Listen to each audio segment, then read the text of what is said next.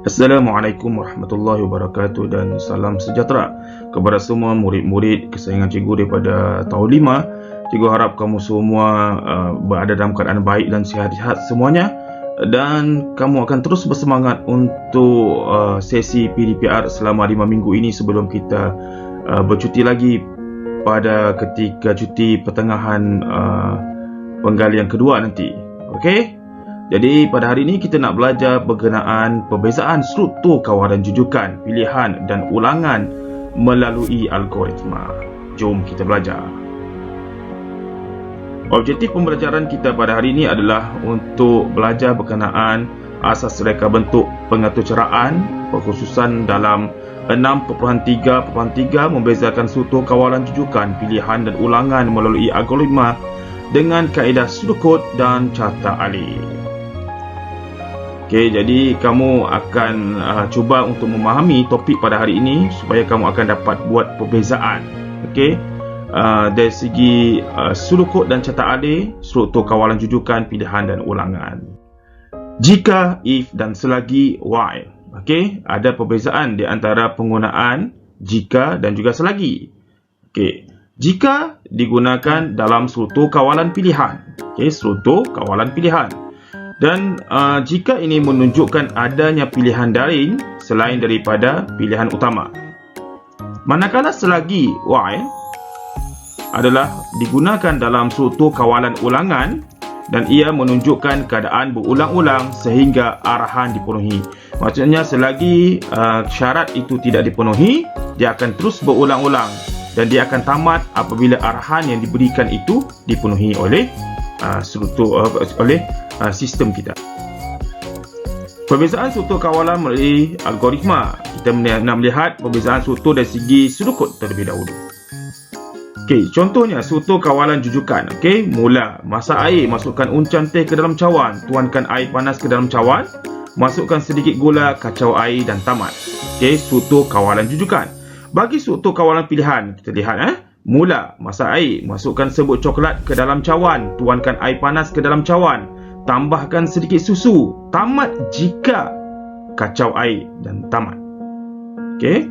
Dan struktur kawalan ulangan, mula, minum air, selagi rasa dahaga, minum air lagi, tamat selagi tamat.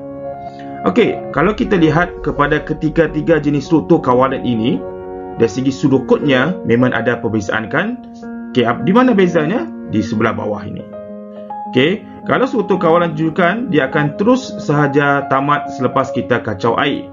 Tetapi untuk struktur kawalan pilihan, struktur kawalan pilihan, dia akan tamat jika jika kita sudah tambahkan sedikit susu sahaja.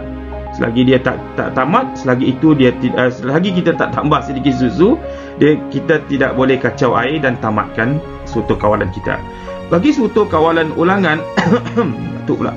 Struktur kawalan ulangan, kita minum air dan kita rasa dahaga, kita minum lagi. Dahaga minum lagi, dahaga minum lagi. Dan kita akan tamat selagi tamat hanya apabila kita dah hilang rasa dahaga itu. Jadi selagi kita rasa dahaga, kita akan minum air.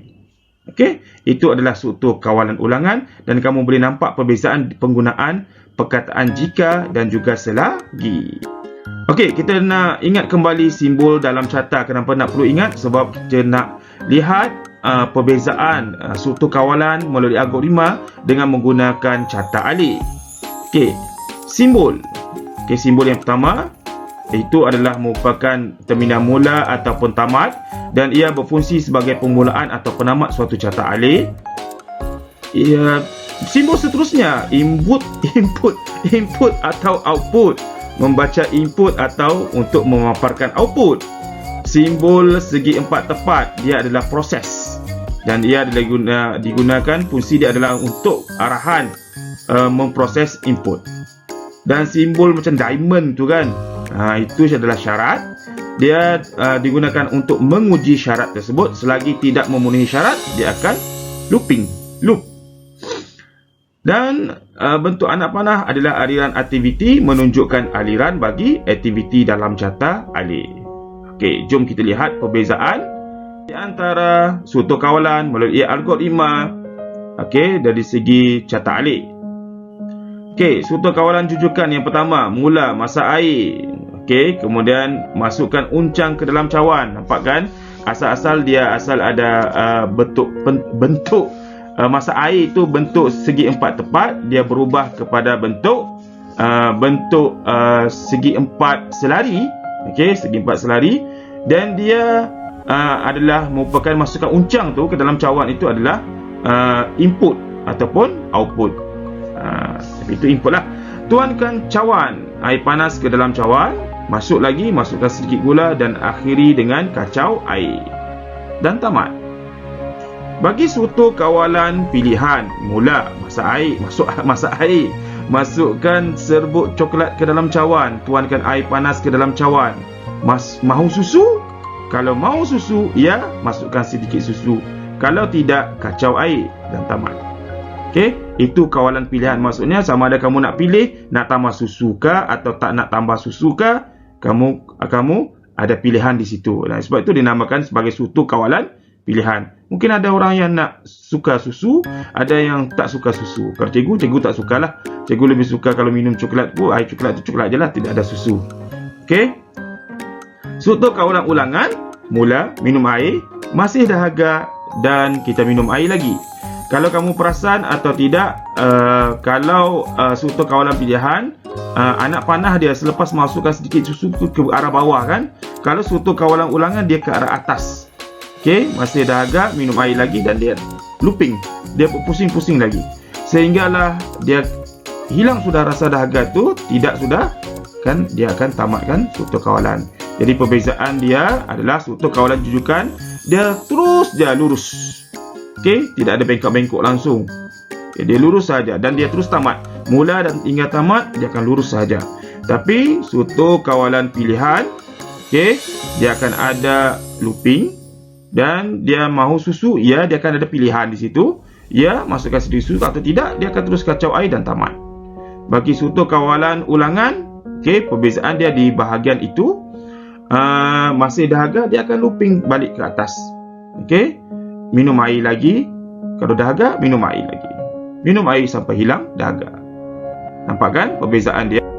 Okey, bagi struktur kawalan pilihan, syarat pada struktur kawalan pilihan memberikan pilihan lain jika tidak memilih yang asal. Kalau asal itu maksudnya tidak mahu susu, kacau air lah. Tapi dia akan bagi pilihan lain, iaitu nak susu, tambah susu, masukkan sedikit susu. Okey, jadi syarat pada struktur kawalan pilihan memberikan pilihan lain jika tidak memilih yang asal. Bagi struktur kawalan ulangan, syarat pada struktur kawalan ulangan memberikan peluang ulang semula sehingga tamat. Okey, selagi dia tidak tidak memenuhi syarat, dia akan berulang-ulang sehinggalah syarat itu dipenuhi, barulah struktur kawalan tersebut dia akan tamat. Okey, struktur kawalan struktur kawalan jujukan ini, dia seolah-olah semacam kita ini bawa kereta, pandu kereta di jalan yang lurus. Aduh, tersasul. Di jalan yang lurus. Okey. Manakala struktur kawalan pilihan ni, umpama kita pandu kereta dan kita ada T-junction. T-junction sama ada kita nak belok kanan ke, nak belok kiri ke, kita diberikan pilihan. Manakala struktur kawalan ulangan ni, macam kita ini pandu kereta F1. Okey, bila pandu kereta F1 ni, dia ada bengkang-bengkok dia, lepas tu dia ada lagi pit untuk tempat berhenti, dia kena ada syarat-syarat dia. Jadi itulah struktur kawalan ulangan. Okey. Jadi ketiga-tiga ini kita boleh bayangkan dengan cara kita pandu kereta inilah. Okey, perbezaan di antara struktur kawalan jujukan, struktur kawalan pilihan dan struktur kawalan ulangan. Ini latihan kepada kamu. Yang pertama, apakah perbezaan di antara syarat pada struktur kawalan pilihan dan struktur kawalan ulangan? Dan yang kedua, apakah perbezaan di antara jika, if dan selagi, while? Jadi kamu tulis dalam buku RBT kamu jawapan bagi kedua-dua soalan ini dan hantar kepada cikgu. Okey. Sampai di sini sahaja video pengajaran cikgu pada hari ini. Cikgu harap kamu semua dapat faham dan cikgu doakan kamu semua akan terus cekal bersemangat untuk belajar walaupun di mana jua kamu berada. Assalamualaikum warahmatullahi wabarakatuh. Tata titi tutu, bye bye dan ciao.